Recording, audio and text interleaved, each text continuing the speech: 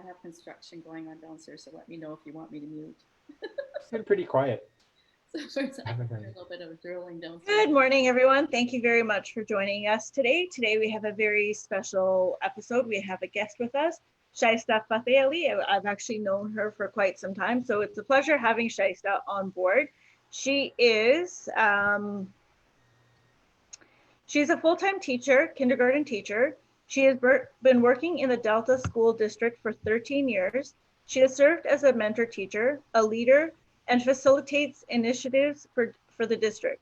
Over the years, she has earned the following: Bachelor's in Arts, Psychology, and English at UBC. Bachelor's in Education specializes in early childhood education and English language learning at UBC. Master's in Education at Nottingham, UK. PhD candidate in Early Childhood Education, Concordia University, Chicago. As an as an active runner, she has run over 13 marathons and participated in 3 out of 6 world major marathons.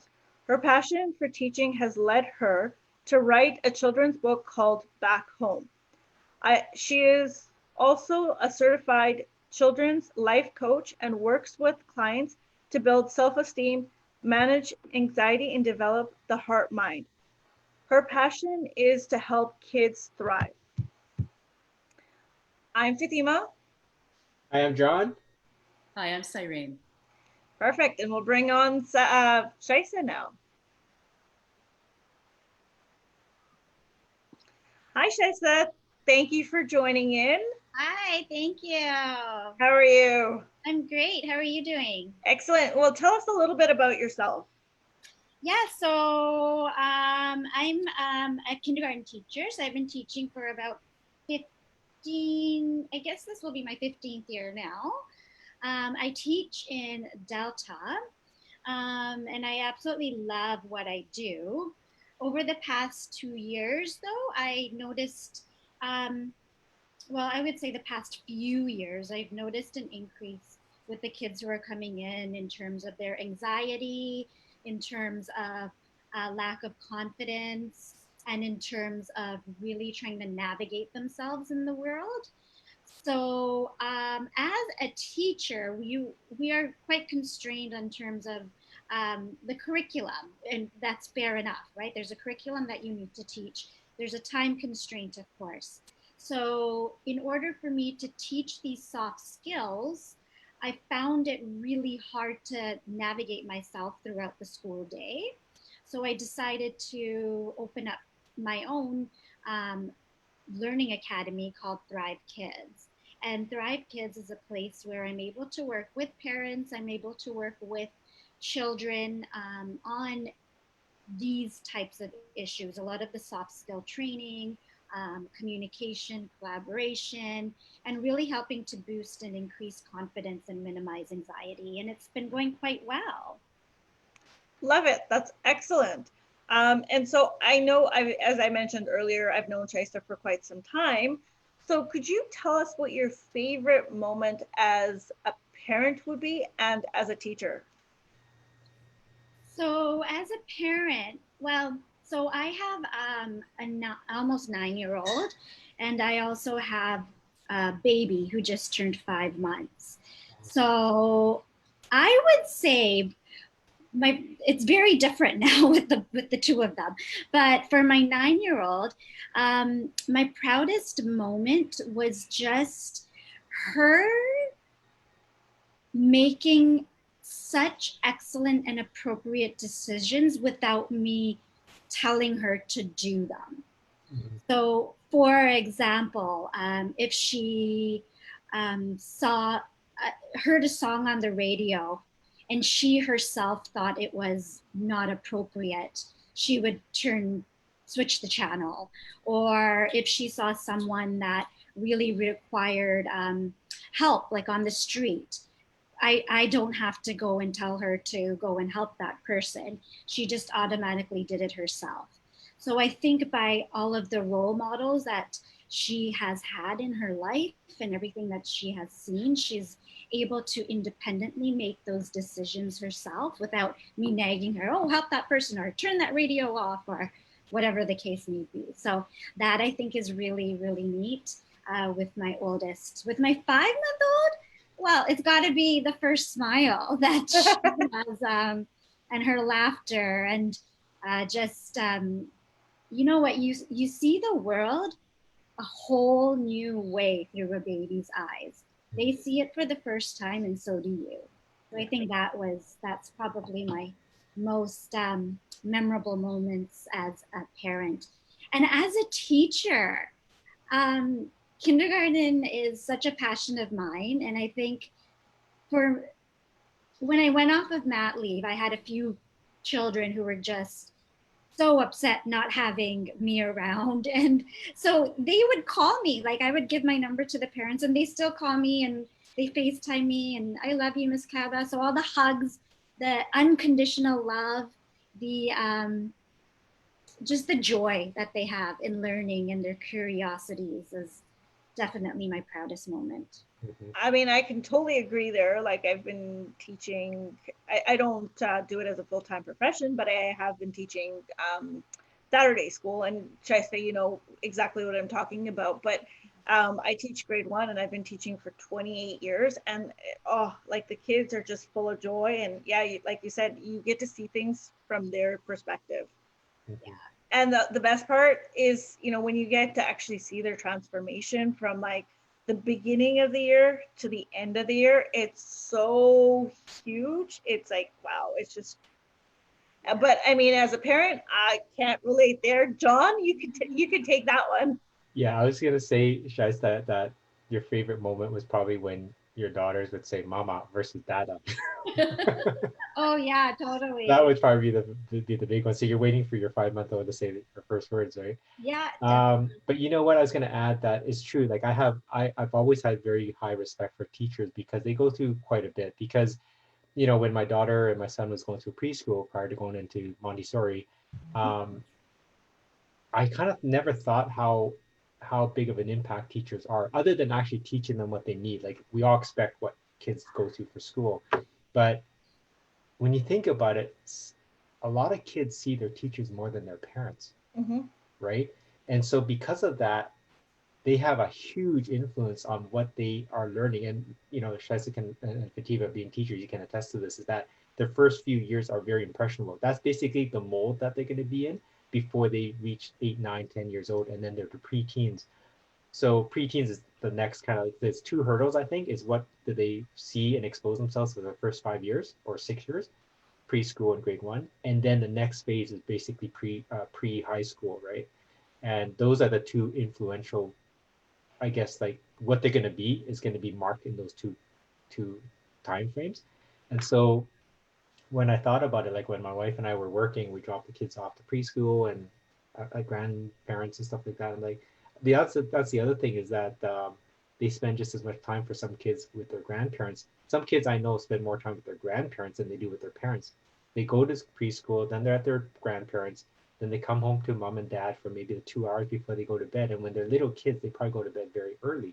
So the quality time that we're gonna probably maybe touch on is so different, right? And yeah, so being a dad is I've seen it, like the moments that Shaista's talking about, like these moments that you see them, like you live through them. It's weird. It's really weird, and you can't explain it till you have like someone that depends on you. When I was in grade 5, my grade 5 teacher was the most amazing person that I've met, and I wanted to actually I phoned her up at about 10 years ago, and I wanted to thank her so much for helping me because I love the music that I got involved in. I love the choir, and she was a good role model for me. So it's nice that you're able to and invite the kids to call you. I think that's kind of cool, especially with what's happening. Like it's so easy and it's more acceptable because it'd be 10 years ago. It's like you don't call your teacher ever. Exactly. Even to say hi, thank you, and thank you for showing me the way. Thank you for impacting me. Yeah. So as you can tell, I mean, we've all been impacted by teachers, and so teachers do play a huge role. But you know, in terms of Shaista, like what actually inspired you to write your book back home? Okay, so back home, um, really took a life on it of its own. So I've always wanted to write a children's book. Um, Now, being a teacher, within the past couple years, well, about 5 years, I would say, there's been a definite influx of refugee students that have come in from Syria. And as much as we as Canadians accept them, there's a lot of gaps in there. One of the gaps being their sense of community within the school system. And again, like especially within the early years, like kindergarten to grade 3.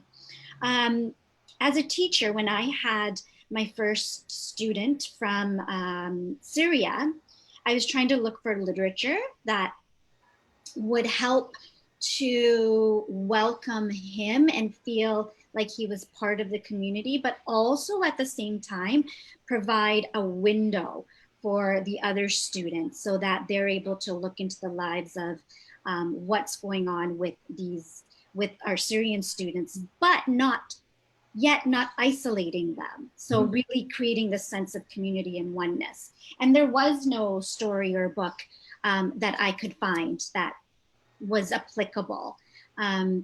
So I created one, and I wrote back home. It took a couple years, and the story is really about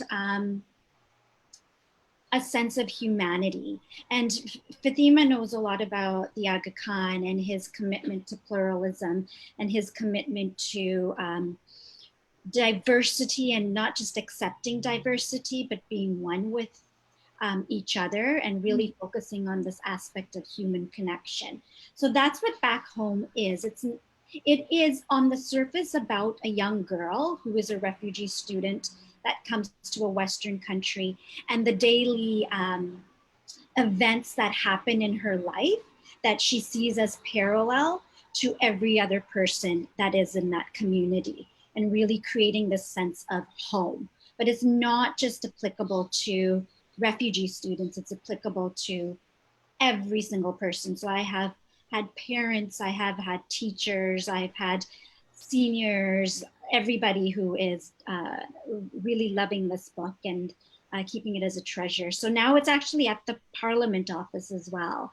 So it's been quite successful, and I don't attribute myself to the book. I just feel like I wrote the message.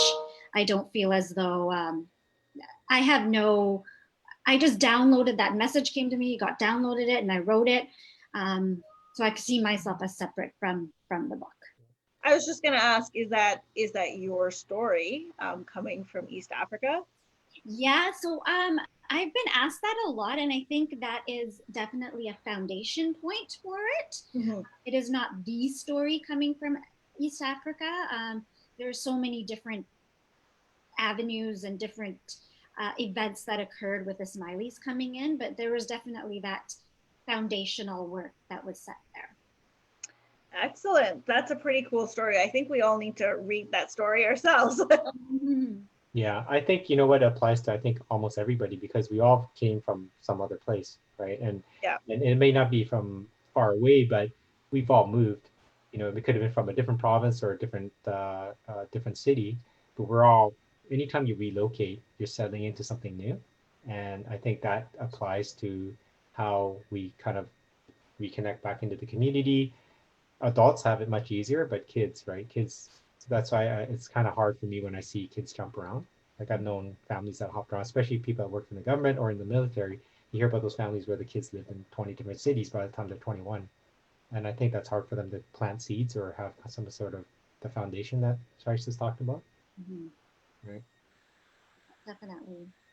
So now we know that you're passionate about teaching, and you know you've got your book that's out back home, but you're also a runner. So I know, and I've known you for a long time, so I know you weren't a runner before. What I want to inspired hear this. what inspired you to shift? So I have not was not a runner, but I was quite active, and really valued health and wellness. Running actually started because of just a bucket list sort of thing. So I just wanted to run a half marathon. And so I decided to sign up and do a training program and ran a half marathon. Um, and then I realized that I can actually run. So then I pursued it further and I signed up for a full marathon. And again, same thing happened where I was like, well, this is kind of cool. Like this, I really like the discipline around the training. It's something I can do. It's something that's my own. Solitude, being out in nature, and also having that end goal was really important for me. So that's how it kind of evolved into me running into marathons. And I didn't purposely, I still don't purposely run competitively, but it Mhm. ends up that um, times have been where I've been on competitive stands. And It how just, do you prepare for that? for a marathon. Yes. So for so I train every day. Um, right when I'm competing for a marathon or training for a marathon, it's more rigorous and it's more detailed. So there'll be long runs in there, there'll be speed work in there, there'll be tempo runs and hills. So you're really developing your body to be trained so that you're able to complete a marathon and not hit the 18-mile mark and be done with it, sort of thing. So, and to continue going. And there's a lot of core work that I do as well, so I don't hurt myself, because that's another big issue when you're running. Mhm. Food is also a part of it as well. So really keeping a healthy lifestyle, plant-based lifestyle, and really, I think for me, a lot of it is tapping into a deeper sense and a deeper purpose. And like I mentioned, really connecting with nature, really connecting with myself when I run, and really enjoying it that way. So it's not such a whole like, oh my gosh, I have to make a 3 hour goal. So I gotta keep going, keep going, keep going, and having that stress on me. Really going with the flow and making a stand that way. Do you ever run with your daughters? So with my first touch with Mayal, when she was little, we tried to do some mommy daughter races, but she's more of I like to be more of my I like to be by myself a lot more. And she likes more of the social aspect of group sports. So she's more into that rather Like her dad. yeah, she's way more like her dad than I'm way more introverted than than uh, than her dad. So yeah. Yeah. So are there, like, when you decided to start running, was there some things, because we just touched on this before we got on, but what is something that you actually had to cut out, like that you don't miss now, but it took a long time for you to cut out? Maybe it was food or just lifestyle choices or just something that you just had to, like, I need to do to get to the next point. What is something you had to just say, I need to drop this out of my life? Okay, that's a good question. I think the biggest thing is was time. Is time. So um, I had to cut out all of like sleeping the extra half hour or the extra hour. I had to make it a point to go to bed earlier and maybe cut out that um, time where I'm just surfing on the, not right now with the 5-month-old, but prior to, but just going on my phone and checking out Facebook and scrolling through all the mindless stuff that is sometimes needed, um, but not needed to the extent where I have to put in I'm able to put in other things, such as scheduling an early morning run, such as scheduling dedicated time on the weekend. So that could mean, not going out with friends sometimes on a Saturday night if you know that you have a Sunday morning long run. Right. So cutting those kinds of things out, but which really worked for me. It was very beneficial for me. Yeah. Now you promote family activities together, right? Yes. How do you do that?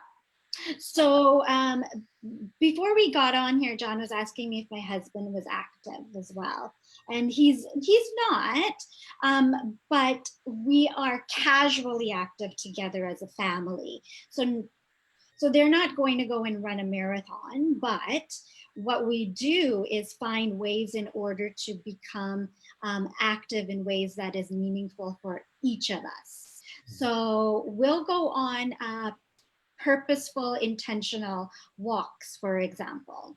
And that way I know that A, we're getting out in nature, B, we are together as a family, and C, it's a way of being active and getting our body moving.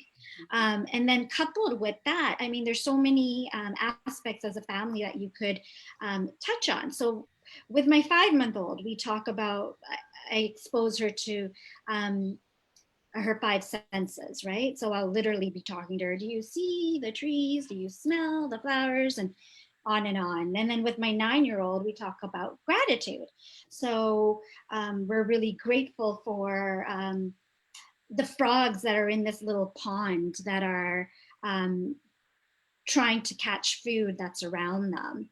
And with my husband, he's just out and about moving his body, and it could just be getting his steps in or whatever it is, but really finding an event that's not so taxing on all of us, because everyone's busy, but really encompasses all of those points. Yeah.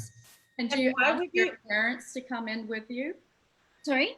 Do you ask your parents to come and join you because it's family oriented? Yeah. Do they like to come for walks with your kids and you and have those conversations, healthy conversations? So with my parents? Yes, or his parents? Yeah. Oh, yeah. Yeah, somewhat. We do. It's harder with COVID and all the restrictions, but yeah, prior to, definitely. Now, why would you say it's important to be active as a family as opposed to individually? So I think, especially for for kids. So John, you were talking a little bit about the influential periods, right? And what you're talking about is the brain development. So there's synapses in our brains, and they are formed by the time 5, and the other leap happens at about 11 or 12. So we are role models, right, as parents, and we are really able to influence our children in any which direction, and not that we want them to become us. We're just trying to influence them in a way that is positive. And really seeing and creating these moments together really helps build a solid foundation, because they feel safe, they feel connected, but they're also seeing what you're doing, and they're really able to literally visualize what a lifestyle like this is like, and really being involved in it. So do you have, say, 5 tips as to how a family could get active together for, especially given that we are in the situation that we are right now worldwide? How can a family get active? Yeah, so so with the mindful walks, intentional walks, I think is really, really important. And I'm not talking about like 3-4 hour walks. Like you could just be going around your block. It still gets your body moving, right? And it's still something. The other thing is having fun, like playing with your kids. So for example, there's like a tennis court near our place as well, and don't have to be a tennis expert, you don't have to be a soccer expert, you don't have to be a track star to go on the track, to play tennis, to play soccer. So really incorporating play within that, I think, is really important. It makes it fun, it makes it lively. Another really key aspect is I talked a little bit about modeling, but you don't want to be forcing your children. So what I will do a lot is, so my daughters, it really makes fun of me, but I love like celery. Okay, I'm just gonna say it. I love celery. I love Okay. eating raw celery. So like I'll be eating raw celery and I'll cut it, and she'll then want some because I've already cut it in front of her and I'm eating it in front of her.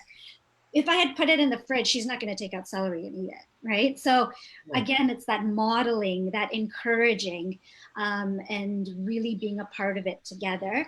And that goes into like the meal prepping as well. And I'm not saying that we cook healthy meals all the time. I mean, we've been cooking a lot of like naan katais and cake and all that kind of stuff too. The Lankatais are like our cookies, our famous cookies. Yeah. Any Smiley has them. They've got a dot on them, and yeah, Like the it's pretty shortbread. much just butter. Yeah, I'm sure we all had our share of cookies. Yeah. Exactly. But really, at the same time, really encouraging like healthy options and healthy meal prep as well, like smoothies and that kind of thing. So those are definite tips that you can do. And John, you had a really good one about the 3 days on and 1 day off. Yeah. Do you want to talk a little bit about that? Yeah, you know what? It comes back to what Shaista just mentioned. Is just do what the kids want to do. I mean, if you force them to do something, like at the beginning, we started this about almost 3 months now. 3 days on, 1 day off. We do 3 days of exercise. 1 day is relaxation day. The 3 days could be a hike, a walk in the forest because we've got the North Shore Mountains at our backyard, so may as well take advantage of that. We go biking or we go for a run. The funny thing is that my daughter, she can't hear me, but my daughter is the one that wakes up and is ready on the couch in her running gear before I'm up out of bed.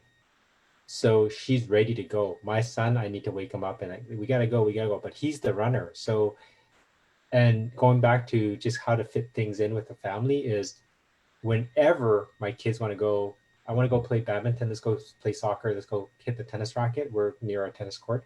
I just go, let's go. I drop whatever I'm doing and we go because you got to understand that if they're asking you to do something, that is very rare, right? And if you lose that opportunity, then the next opportunity is you're gonna ask them, and it's not gonna be. You need to take advantage of those times. And I really truly believe because I was very active when I was little, and then I became not active because you guys know about the car accident. So then I became active again. So I lost like over 10 years of activity in my 20s, but because I built a good base, I don't know if you guys know about muscle memory, but I truly believe that if you build something like that, you can get back into it later, even if you give a little yourself of a gap. So with my kids, I shouldn't say I push them, but I want them to do something active on a regular basis so that if they, because I know they may not be active in high school and stuff, they probably drop off for a few years, but to pick it back up maybe in college and stuff, at least they knew what it was like because they ran or they played tennis or they went on a 50-kilometer bike ride. They go back to it when they're in their 20s or 30s. At least, hopefully, their body, like, I think our muscle memory, like, I truly believe muscle memory works. So that comes back and then it's not such a big pain for them because it's kind of like it triggers something. Like these synapses that get made is like, hey, I remember that. It wasn't so bad. Right. That's what I hope will stay with them. Yeah, they'll still go through the pain and whatever, but at least they said it wasn't so bad because I had fun and created some memories when I was a kid. I'll try it again.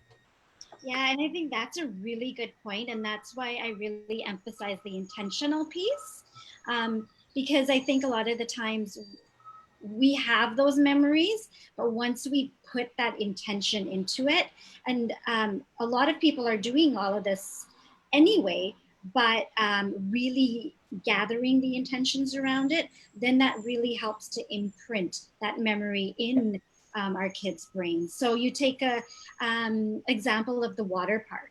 Oh, it's a beautiful day. Let's go to the water park. But if you're also putting that intention of you'll be able to run around, you'll be able to be active with your friends while having fun. That is imprinted in their brains, and they'll be able to access that later on, not on a conscious level, on a subconscious level. Mm-hmm. And that will definitely move mountains.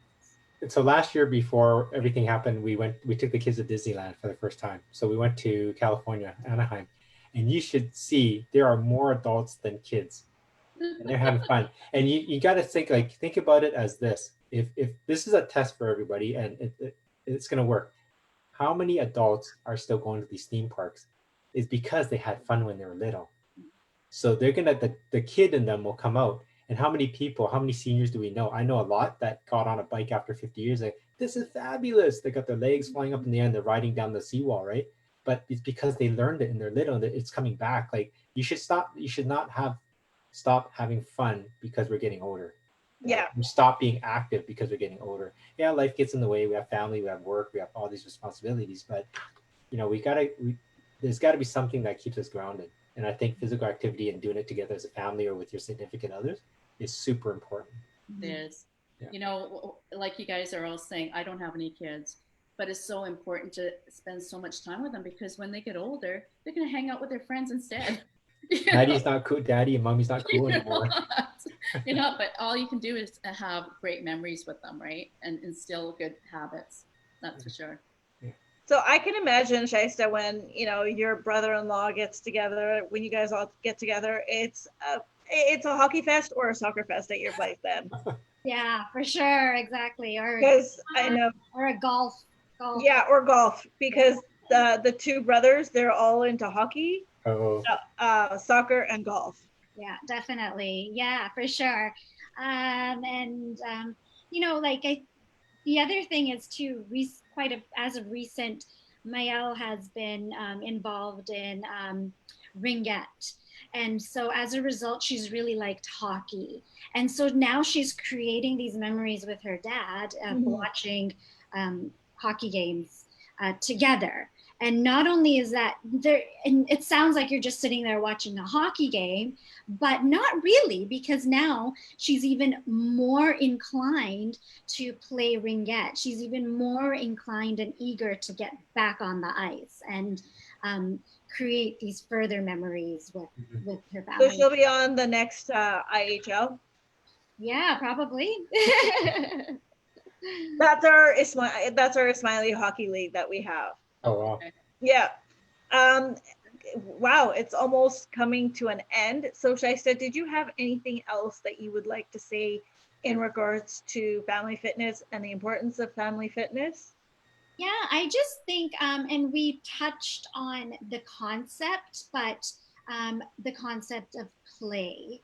And play isn't just for children, right? It's for all of us. And I think that especially during, well, anytime, but especially during the events that we're in right now in a pandemic, incorporating these aspects of play is going to really help bring you back into alignment with yourself. I often teach the parents that I work with and the children on owning your own purpose. And it's really difficult to find out what your own purpose is, but really taking a look at what your passion was when you were a child and when you were playing will give you a real insight into what your true purpose and calling is. Perfect. Do you two have anything to say, last remarks? Irene? I just want to say that it's important to play, whether at any age, and for a couple of reasons. It's good for the mind, body, and soul, and it keeps us alert, and it's healthy. So go out there and kick the ball. Yeah. Again, goes back to use these opportunities to build family time because families do grow apart, not because we want to. It's just that's the way it happens. Kids move away, they have their own families and stuff like that. They'll go away for school, but if you create something that is tight knit right from the beginning, they're more likely going to come back. And if it's not through them, at least their grandkids will want to come back, right? Because it's kind of like, my grandparents, of course, love, or my parents love the kids, so the grandkids. It's like it's generational, right? So what you're doing with your kids is not just getting your kids active and getting them out there and learning what they love and their passions. It's. I had a coworker who said something to me that is still stuck with me. This is 10 years ago. He said, when a couple has kids, you give them the best out of you, and they will take the best out of you, and you will not know it until one day you'll see that they are a combination of both the parents, and then you just whatever that is, you run with it.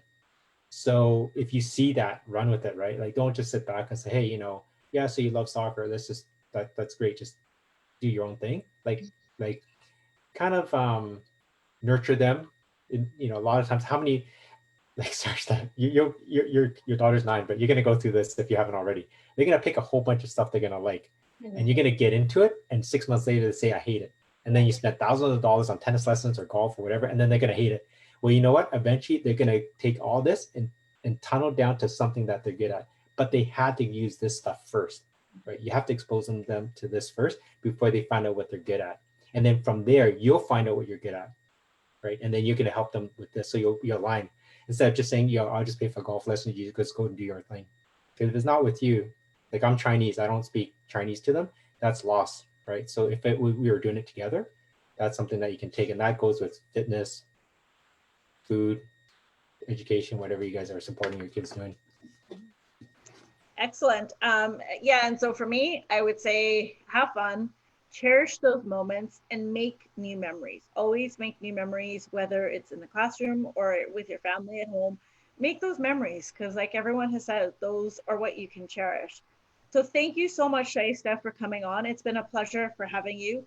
If you do want to get in touch with Shaista, you will be able to find her contact info on our post. You'll also be able to get a copy of her book on there. You can get a copy if you go to the links, as well as the Learning Academy. So you'll have all of that information there for Shaista. And don't forget that we do have our 28-day Healthy Way Challenge starting on September 7th. If you haven't registered, you still have time to register. You can register on our webpage, or you can register on our Facebook page. Again, it is 28 days of some good fun. There is an entrance of $20, and that basically is going to cover the cash prizes that are going to be awarded at the end. So you're going to have active living, healthy lifestyle, plus meditation, and there's a whole lot more. I'm not going to give all that away. Our next topic, so on Tuesday, we're going to be talking about financial debt. And then on Thursday, we've got another guest speaker. Her name is Trish Springsteen. She's an international best-selling author, and she's going to be talking about lessons from an introvert speaker. So again, if you have any comments, questions, please put them in below, and we will get back to you as soon as possible. Thank you for joining in, and have a wonderful day. Bye for now. Bye. Thanks for tuning in. Thanks.